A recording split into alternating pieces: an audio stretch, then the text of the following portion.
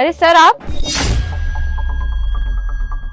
अरे ये क्या कर रही हो आप? और आप हो कौन? सर आपने पहचाना नहीं मुझे? मैं प्रांशी। अरे मैडम, ये क्या कर रही हो आप? एक सिक्योरिटी गार्ड के पैर छू रही हो? तुम तो चुप ही रहो। इतने बड़े ऑफिस में काम करते हो और तुम्हें इतना भी अकल नहीं है कि बड़े लोगों से कैसे बात करते हैं। सर मैं प्रांशी, आपने मुझे पहचाना नहीं? आपने मुझे 10th से 12th तक पढ़ाया है। अच्छा, प्रांशी पांडे राइट? जी सर, मैं प्रांशी।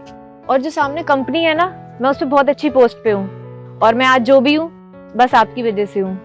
अरे बेटा, तुम तो पढ़ने में पहले से बहुत अच्छे थे और मुझे आज बेहद खुशी हुई है कि हमारे पढ़ाए हुए बच्चे आज इस मुकाम पे हैं।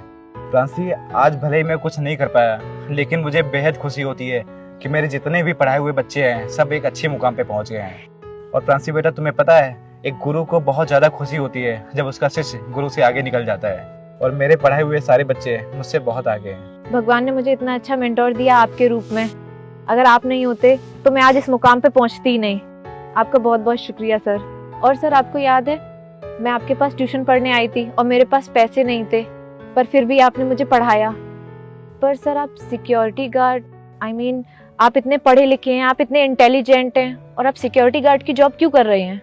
प्रांशी बेटा, मैंने तो कोचिंग के समय सबको बताया था कि मेरी माँ को कैंसर है और समस्या धीरे धीरे इतनी बढ़ गई कि मुझे मजबूरी में जो भी काम मिला पैसों के लिए करना पड़ा। और देखो, आज मजबूरी में मैं सिक्योरिटी गार्ड की जॉब कर रहा हूँ। मैंने अपनी माँ के इलाज के लिए बैंक वालों से लोन लिया था और टाइम से लोन बैंक का नहीं चुका पाया, तो इस वजह से मेरा घर भी जब्त हो गया। और जब मुझे पैसों की जरूरत पड़ी तो मैंने अपने रिश्तेदारों से, अपने दोस्तों से और यहाँ तक अपने सगे भाई से भी मदद मांगी। लेकिन वो कहते हैं ना कि जब वक्त बुरा होता है तो कोई साथ खड़ा नहीं होता है। ना तो मेरे रिश्तेदारों ने साथ दिया, ना ही दोस्तों ने, और ना ही मेरे सगे भाई ने। और देखो ना तो आज मेरी माँ मेरे साथ में है और ना ही मेरा भाई। और उसके बाद में लोन चुकाने के चक्कर में मुझे मजबूरी में जो भी जॉब मिली उसे मैंने सबसे पहले पकड़ लिया। पहले तो ये नौकरी मेरे लिए मजबूरी में थी, लेकिन अब मजबूरी से कब जरूरत में बदल गई मुझे पता ही नहीं चला।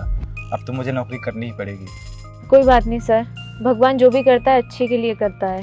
देखिए, आपको मुझसे मिला दिया और इस कंपनी में मैं जिस पोस्ट पे भी हूँ, मैं आपको अच्छी से अच्छी जॉब दिलवाने की कोशिश करूँगी ताकि आपका सारा लोन खत्म हो जाए और आपको आपका घर वापस मिल जाए और आप अपनी कोचिंग फिर से शुरू कर पाएँ। लेकिन बेटा, मैं तुम्हारे साथ इस कंपनी में कैसे जॉब कर सकता हूँ? मैं तो इस कंपनी का मामूली सा सिक्योरिटी गार्ड हूँ। अरे नहीं सर, आपने मेरे लिए इतना कुछ किया है तो क्या मैं आपके लिए इतना सा नहीं कर सकती? सर आप मेरे साथ चलिए।